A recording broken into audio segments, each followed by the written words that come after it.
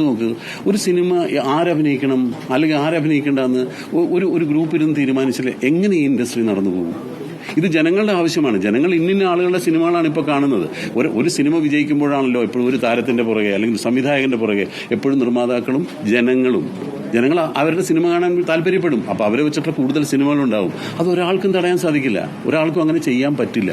അങ്ങനെയാണെങ്കിൽ ഈ ഇൻഡസ്ട്രി നിന്നു പോകും. അങ്ങനെ ഒരു ഹൈ പവർ കമ്മിറ്റി, ഒരു സ്ഥലത്ത് നിന്ന് ഒരു പവർ കമ്മിറ്റിയാണ് എല്ലാം നിർദ്ദേശിക്കുന്നത്. അല്ലെങ്കിൽ ഇതിനൊരു മാഫിയാണെന്നൊക്കെ പറയുന്നത്, മാഫിയയുടെ അർത്ഥം അറിയാഞ്ഞിട്ടാണോ? മാഫിയ എന്ന് പറഞ്ഞാൽ എന്താണ്? ഇതിന് പുറകിൽ ഒരു മാഫിയ പ്രവർത്തിക്കുന്നുണ്ട്.